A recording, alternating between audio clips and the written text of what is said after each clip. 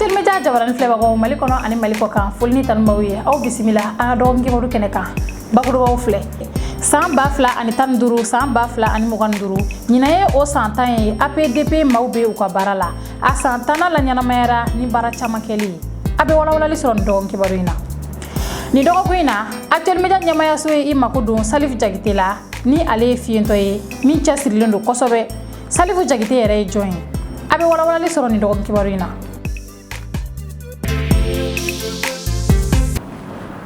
fo an ko ya fatugo mina bakurubawla avril kalo cléché ki katabla klitana samba fla ani mukanduru femie autorité de protection des caractères à données personnelles APDP mawo oluka bara santana la nyana mayara o senfe u koni ye kunafuni dikene ani blasrali kene sigi ya sa kama u kunafuni u ka baraw ke cugo kan u ka dekun ani u ka bara kelen kan Abdoulaye Maïga kume Actuel Media togola an je an ka saralona je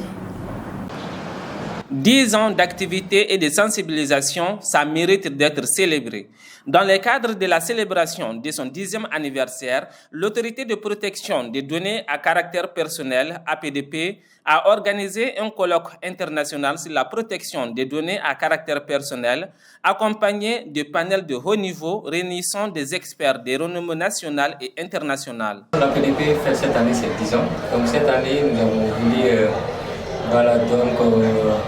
célébrer ces 10e anniversaire en associant notamment les autorités serbes d'Afrique et d'ailleurs. Voilà, donc, puisque nous évoluons dans un réseau, dans une organisation supranationale. Donc nous avons voulu les inviter à venir partager avec nos citoyens, avec les Maliens, voilà, avec nos invités, leur expérience en matière de protection de données à caractère personnel. Du 8 au 10 avril 2025, l'événement s'est déroulé autour de plusieurs thématiques, notamment la protection des données à caractère personnel en Afrique, état des lieux et perspectives, la digitalisation des services publics comme moyen de simplification des procédures administratives, entre autres. Oui, 10 ans, ils ont posé des actes, ils ont fait des bilans. Mais aujourd'hui, il faut reconnaître que les données à caractère personnel ne sont pas méconnues par les Maliens. Les Maliens, dans leur majorité, savent désormais qu'est-ce que c'est que les données à caractère personnel. Même nous, les journalistes, nous sommes très regardants par rapport à l'utilisation de données personnelles. La première des choses, c'était la sensibilisation. APDP a posé des actes remarquables dans le cadre de la sensibilisation. Même dans le cadre de la formation, ils ont noué des partenariats avec des structures, y compris la mienne, pour former les journalistes, les hommes des médias, également pour les sensibiliser par rapport à l'utilisation de données personnelles. 10 ans, l'autorité est dans la sensibilisation et il est important d'aller vers une étape suivante. Et cette étape suivante doit être aujourd'hui la sanction. Mais si j'ai dit la sanction, ça ne doit pas être une sanction verticale, mais une sanction, pas Damoclès, mais une sanction accompagnée de la pédagogie pour qu'au moins les Maliens puissent s'adapter à l'utilisation des données à caractère personnel. L'un des sujets les plus importants abordés lors des panels a été la protection de la vie privée des militaires sur les réseaux sociaux. Un sujet sensible, mais qui méritait d'être débattu. Avec l'essor des réseaux sociaux, les booms Internet,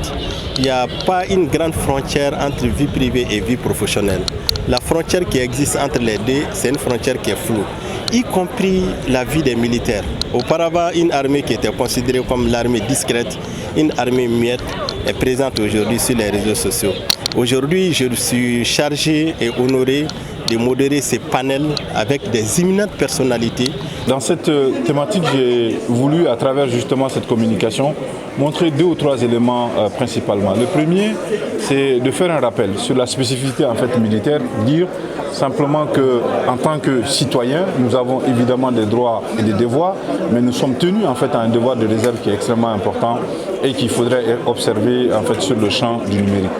Deuxième élément que nous avons voulu rappeler, c'est aussi quelles sont les conséquences de ce comportement sur les réseaux sociaux en fait à travers les militaires qui mettent ou qui peuvent mettre en fait en péril la question en fait de la sécurité nationale,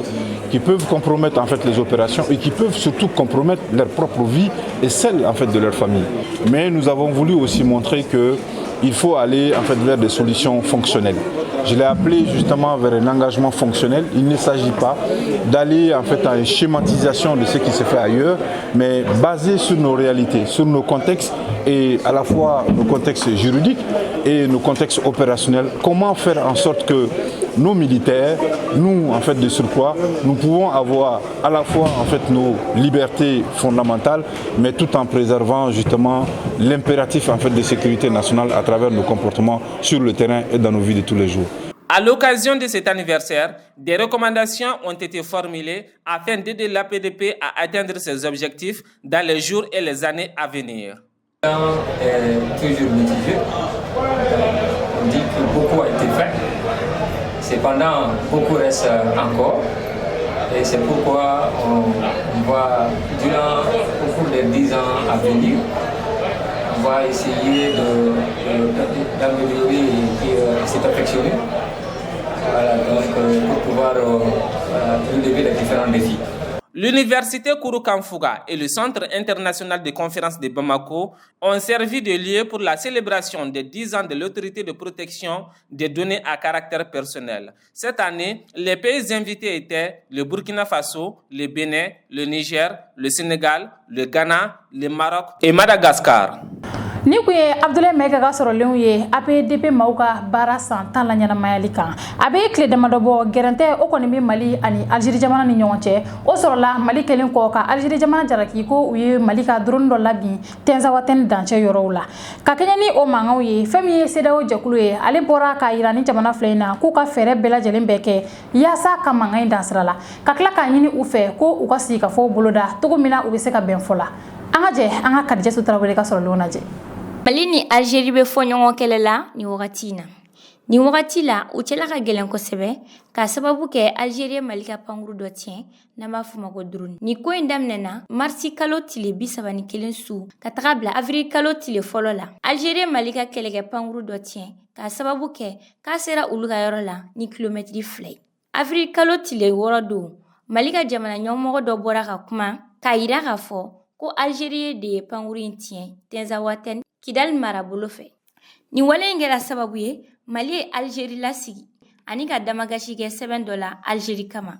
O tile kelen kɔnɔna la AS Mato sigilen u y'u ka dusumakasi yira Algérie la ani ka ci lase u ka lasigiden Algérie dugu kɔnɔ k'u ka na walasa u bɛ se ka lasigi kɛ cogo min na. CEDEAO ye lajirali kɛ k'a fɔ ni jamana fila ka sigi ka kuma walasa bɛn bɛ se ka na cogo min u cɛ la. Kɔfɛ lundi don avril kalo tile 7 Algérie ni Mali ye u ka pankuru siraw datugu.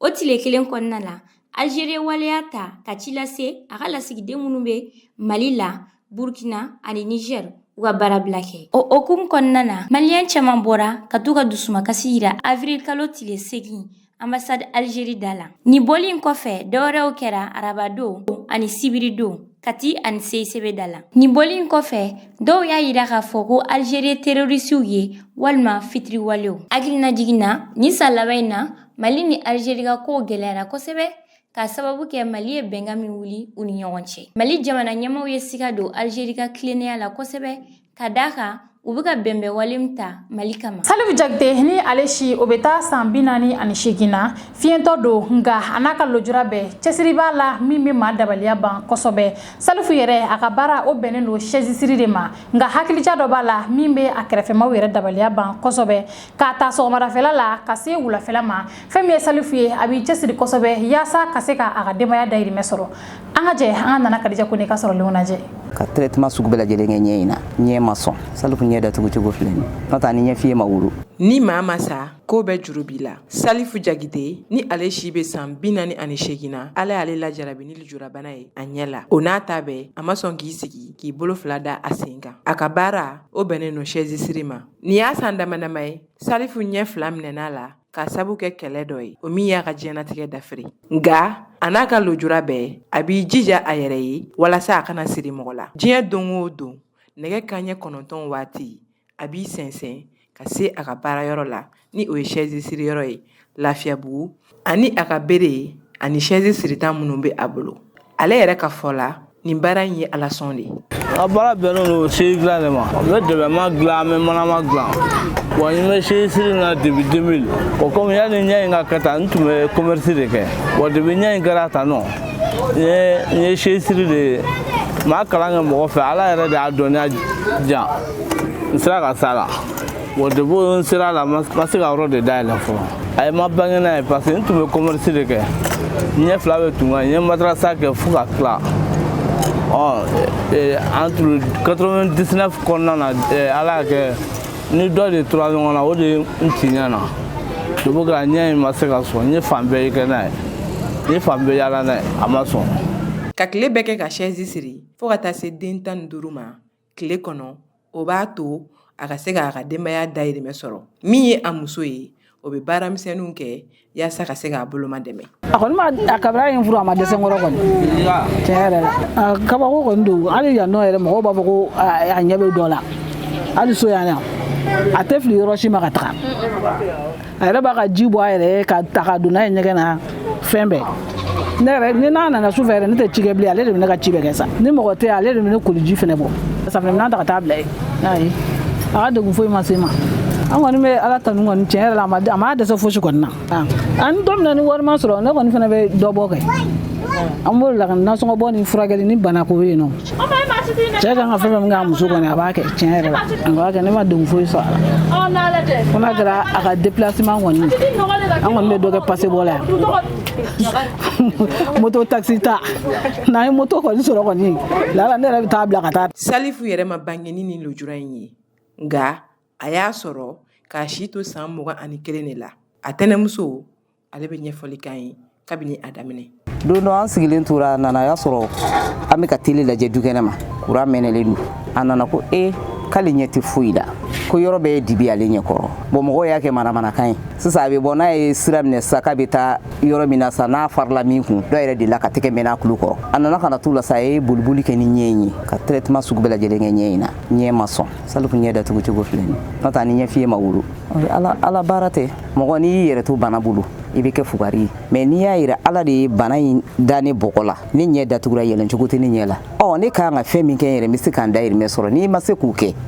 i bɛ delili de kɛ n'o tɛ a kun bɛ geribuya yɛrɛ kɛ Salifu kun bɛ taa misiribada la ɲɛminɛdenw b'a bolo minɛ u bɛ yala k'olu kɛ Salifu y'a ye nafa t'o si la n bɛ n cɛsiri ka dɔ kɛ n yɛrɛ ye. fɛn min ye a teriw ye olu bɛɛ dabali bɛ ban a ka kokɛtaw la kuma dɔw la f'u b'u yɛrɛ ɲininka ni o y'a sɔrɔ a t'a tugu nka o n'a ta bɛɛ u b'u ka dɛmɛ don a ma. mɔgɔ min don mɔgɔ cɛsirilen don toujours a bɛ bɔ a bɛ tagama télé a bɛ taa fan bɛɛ a dabaliban bɛ mɔgɔ caman minɛ mais mun b'an dabaliban bɛɛ la fiɲɛ ma to a ka se ka saliya ka kɛ baarakɛla ye voilà bon minnu b'a maltraité i n'a fɔ k'a kɛ i n'a fɔ k'a dalakɔrɔbɔ an bɛ mun fɔ lujura ye fɛn dɔ ye a bɛ se ka bɛɛ sɔrɔ en tant que ma bɔ an dilanna diɲɛ na fɛn bɛɛ bɛ se k'i sɔrɔ quoi ɲɛnamaya don a ka gɛlɛn don dɔ la a delila ka histoire dɔ la kalan ye k'a taara a ye dɔ ka chaise siri k'a kɛ taxi kɔnɔ ka taa n'a ye a sera yɔrɔtigi ka da la hakili ka di a ye taximani lajɔ ko yan nɔ taximani ko non a bɛ ka nkalon tigɛ ko a ɲɛ ka ɲi a bɛ tan alors bon ka sɔrɔ fɛn a ɲɛ man ɲi a tɛ foyi foyi a ɲɛ cɛnnen don ça fait plus des années. Salifu y'an jɛɲɔgɔn ye a bɛ chaise siri de kɛ a wolo siri k'a delila ka ko dɔ kɛ n na o de ne dabali ban don la a nana baro la a taatɔ su fɛ ne y'a ta moto la ka taa bila n'an bɛ ka se kari ma a b'a fɔ ko karisa fara yan fɛ karisa fara yan fɛ karisa i jɔ yan nɔ o don o ye ne dabali ban dɛ o kɛra ne nana ne y'a fɔ n tɔɲɔgɔnw ye ne ko a sigi sarifɔn a bɛ k'a fɔ ko sarifɔn tɛ yeli kɛ ne ma da ko in na dɛ wa dugusajɛ a nana ne y'a ɲininka ko non ko tiɲɛ yɛrɛ la k'ale tɛ foyi tiɲɛ yɛrɛ la mɔgɔ min don a kan ka dɛmɛ. hali n'o y'a sɔrɔ a bɛ gɛlɛya caman sɔrɔ nin baara in na nka a bɛ ala ka sutura la barisa a bɛ ka se k'a dahirimɛ sɔrɔ. wa ni chaise yɛrɛ fonnen don k'a bila yɛrɛ k'a juru bɛ yen ne bɛ se ka chaise 15 siri tile kɔnɔ ne bɛ chaise kelen siri 100 juru sɔgɔ n'a siri wari ni nɛgɛ b'a bolo n bɛ se k'a siri a n'a juru 400 300. Wala alhamdulillah wala a bɛ se ka o caman datugu parce que a bɛ n ka nasɔngɔ n bɛ se ka n ka tesɔngɔniw sɔrɔ a la n bɛ se ka n ka fɛn caman sɔrɔ a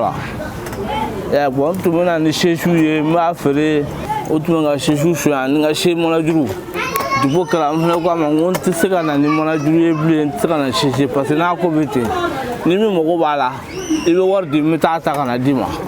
Diɲɛ don o don Salifu bɛ bɔ fo Lafiyabugu k'a kunda bolibana kan a baaraɲɔgɔnw bɛ yɔrɔ min na. Mamadi Kulubali ni ale y'a baaraɲɔgɔn dɔ ye bɛ ɲɛfɔli kɛ an ye. An Salifu bɛ baara kɛ ɲɔgɔn fɛ a mɛnna bon baarakɛɲɔgɔnya minnu kɔni bɛ an cɛ bon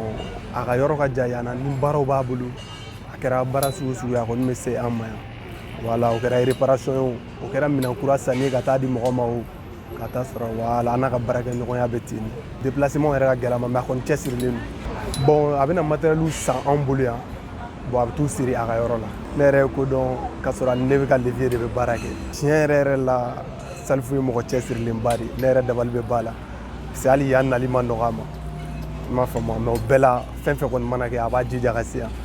n'a sera an fana bɛ fɛɛrɛ kɛ k'a lase a seyɔrɔ la. Ka da mɔgɔw ka ɲumanya kan Salifu jigi dalen don a kan don n'a nataw la k'ale ɲɛ bɛna se ka yɛlɛ. Mɔgɔ tɛna nka Ala ye n terikɛ dɔ bɛ Faransi min yɛrɛ kɛra sababu ye ka furu kɛ ka diyan o kɔni o bɛ Faransi o kɔni alhamdulilayi o bɛ to ka n ka balo sɔngɔ de ci ma kalo kalo i y'a ye o kɔni n'o y'o ci kɔni malo sɔngɔ n'o ye malo sɔngɔ ci kɔni o y'o dan ye dɛmɛbaga kɔni tɛ na dɛmɛbaga tɛ na dɛ o la alhamdulilayi nasɔngɔ kɔni n bɛ se ka nasɔngɔ ɲini sesiri la i n'a fɔ mɔgɔw bɛ se ka n dɛmɛ kari kɔnɔ u bɛ se ka hali 1000 ni 1200 ni 200 ni 400 jan o kɔni mɔgɔ b'o kɛ yen. Ne sera ka moyen sɔrɔ min bɛ se ka ɲɛ yɛlɛ a bɛ diya n ye kosɛbɛ parce que o ye n ka laɲini yɛrɛ de ye a kɛra cogo o cogo hali ni ɲɛ fila ma se ka yɛlɛ ni kelen yɛlɛnna o kɔni pour que n bɛ se ka n taga yɔrɔ ye i y'a ye parce que alhamdulilayi dɔ ye hali dɔ ye terrain jan n tɛ se k'a jɔ ka sababu kɛ ɲɛko ye wa sisan maçon ninnu hali n'i y'a di dɔ ma u bɛ se k'i ɲagami i ka wari la bon o bɛɛ kamana galan de bɛ na. Kabini san 2000 wagatiw la a bɛ nin baara in na a ma saliya hali n'o y'a sɔrɔ nin baara in nafa ka dɔgɔ o kama a somɔgɔw a teriw a baarakɛɲɔgɔnw u bɛɛ b'a dɛmɛ u ka dɛmɛ cogo la. An bɛ don min na i ko bi Salifu tɛ chaise sirila dɔrɔn ye maa don mɔgɔw bɛ se k'u ɲɛmada mun fɛ ka d'a kan a ka tariku ye misali ye min bɛ maaw ladi ni ka tila ka hakilina ɲuman di u ma o hukumu de kɔnɔ zanakɔrɔ dɔ b'a fɔ ko n'i y'a mɛn a ye n dɛmɛ k'an ka wara kun ci o k'a sɔrɔ a kun b'i yɛrɛ bolo. Ni ko ye Nana Kadija Kone ka sɔrɔlenw ye Salifu Jakite kan ni ale ye lujuratɔ ye min cɛsirilen don kosɛbɛ Mali ani Algérie jamana cɛla gɛlɛyalen don bi kosɛbɛ sabula Algérie jamana kɔni jalakilen don ko a ye Mali ka drone dɔ kiru mugujugu la ni k'a labin Mali jamana ɲɛmaaw y'a jira k'a fɔ ko o tɛ ko ɲuman kɔni ye mun kɛra Algérie jamana fɛ o min kun ye a lase k'a fɔ ko olu kɔni ye drone dɔ kiru mugujugu la min kun donna u ka jamana kɔnɔ k'a sɔrɔ yamariya tɛ a bolo ni mankan in bɛ se ka laban cogo di ni jamana fila ni ɲɔgɔn cɛ fɛn min ye Tijani Bamajo ye ni ale ye kunnafoni dile hongo la bɛ ɲɛfɔli kɛ aw ye Umu Kulibali ka kuma bara la. Bon problème ni y'a ta k'a lajɛ problème kɔnɔ ka don parce que n bɛ hakiliji kɛ dɔɔni kan ninnu nana fanga la o ko maliyɛnw dama a ye na an ka sigi ka fɛ kɛ parce que n'i y'a ta k'a lajɛ an ka Algérie ni Mali accord d'Alger an y'o signé avec nos frères d'armes k'a fɔ ko Mali kungo min bɛ yen an bɛ taa fɔ Algérie donc nous n'allons fanga la u y'a yira k'a fɔ ko non ni Mali ko don a ye na Mali kungo bɛ fɔ Mali kɔnɔ o cadre kɔnɔna na n'o ye bɛnkan min bɛ yen o ye bɛnkan ye dagakolon ci autrement dit ka accord in ta ka yɛrɛkɛ o kɛlen a ma bɛn Algérie ma olu yɛrɛ bolo ko Mali ma u ka bɛnkan a ma bɔ a sira ma bon o ye kelen filanan n'i y'a ta k'a lajɛ kɔrɔn fɛ minnu b'a fɔ k'olu ye banbaci i b'a sɔrɔ nationalité fila b'u bolo misala maliyɛnw b'a la Algérie b'u cɛla bon an ka autorité in fana bi na u sigimɛ fɛn o fɛn ko terroriste k'u bɛna bɛɛ écraser ka bɔ yen k'u bɛɛ faga bon autant pour moi k'u bɛɛ éliminer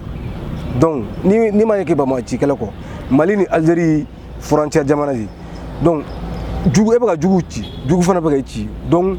finalement an ye kunnafoni dɔw sɔrɔ k'a fɔ maa dɔw yɛrɛ bɛ yen ils sont sous la protection d'Algérie bon ça ce sont les hypothèses mais an ye recherchekɛlaw ka faamuyali kɔnɔ sɛbɛnnikɛlaw an b'a kalan journal kɔnɔ k'a fɔ ko Algérie ni maa banbaci ninnu u ka surun ni Algérie. Donc il va sɔrɔ n'i ye nin bɛɛ analyse k'a lajɛ l'Algérie même Algérie position yɛrɛ jɛlen tɛ Mali ko la. O tɛmɛnen kɔfɛ le 1er avril Maliens bɛɛ y'a ye. An ma fɔ Maliens ye bɛɛ y'a ye an ka gouvernement y'a yɛrɛ k'a fɔ terre à terre ko Algérie an ka drone ci. An ka yɛrɛ ɲininka ka da kun jumɛn kan? Est-ce que u y'a ci parce que Mali bɛ ka terroristes kɛlɛ wa? Algérie fana y'o communiqué kɛ ko non ko drone donna u ka jamana kɔnɔ à 2 km. Bon Mali fana ye information précise k'a bɛɛ renseignement k'a di Algérie ma k'a fɔ aw ko drone donna a ka jamana territoire kɔnɔ. Bon an dun filɛ nin ye Mali ko foyi ma don a drone cira yɔrɔ min à 9 km bɛn Maliya bɛ yɛrɛ parce que ko kɛra dɔrɔn le lendemain an ka ambassade min bɛ Mali kuma ko bon n'a yi faso la. Ça veut dire quoi? Ça veut dire déjà il y a une forte tension. Bon le lendemain un ministre Abdoulaye Diop u ka ambassade min bɛ ka wele a ka mɔgɔw ye fɛn kɛ an ka bɛn ma foyi tɛ sigi k'a fɔ bɔ. L'Algérie a k'a dɔn a ye baara min kɛ a ma ɲɛ. Malien t'a la o qu'il présente ses excuses. Vraiment n filila n bɛ yafa deli aw fɛ n'o kɛra comme le Mali a déjà saisi la communauté internationale on verra bien ni Algérie n'a ma kɔnɔ jɛ Mali ye parce que jugu bɛ se ka don Algérie kɔnɔ ka na tiɲɛni kɛ Mali la ka bolo ka don donc o tension in na nafa foyi tɛna y'a la parce que an de perte bɛna kɛ an de kunna donc ka kuma kun cɛ kunna ka ɲini côté fila bɛɛ hali sisan an ka ko kɛ ni ji ɲɛma jɔlen ye. Jamana kɔnɔ kunnafoniw a n'a kɔkan kunnafoniw bɛna lase aw ma teliya la Zeinabu Gueye fɛ.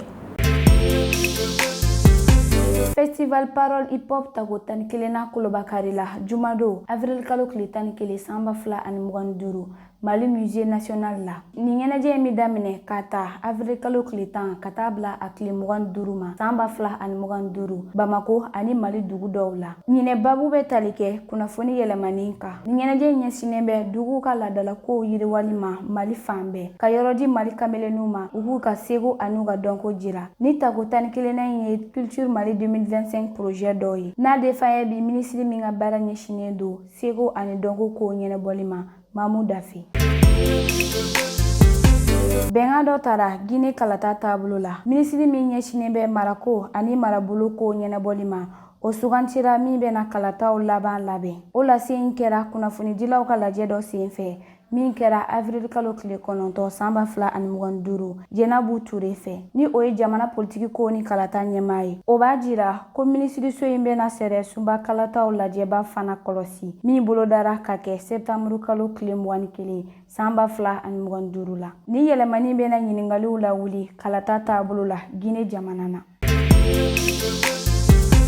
Koliwari jamana na kalan ni baarakɛlaw ka tɔn ni ɲɔgɔn cɛ olu y'a latigɛ ko karamɔgɔw ka baara daminɛ Jumado avril kalo tile 11 san 2025 ni o kelen do ko ye koliwarikaw fɛ ka d'a kan prime ko kuma de kelen do damakasi ye karamɔgɔw bolo wa u b'a laɲini ko ka prime di koliwari karamɔgɔ bɛɛ ma u ka laɲini ye ka kuma ni gouvernement ye nin ko in na.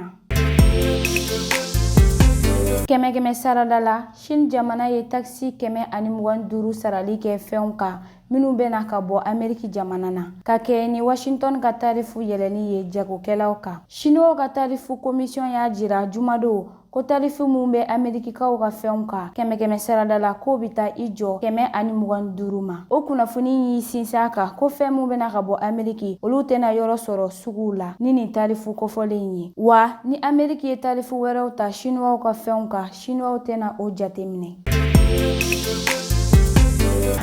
Media jaran filɛbagaw ni ne kun y'aw ɲɛ garisɛgɛ ye an ka bi don kibaru la aw ni ce aw ka ɲɛmadali la aw kan bɛn o la diɲɛ wagati wɛrɛ. Parce que nous croyons au grand potentiel humain, parce que nous incarnons la performance, parce que l'autonomisation et le perfectionnement de l'édite constituent notre objectif. Rejoignez-nous, Université Bazo, la performance par excellence.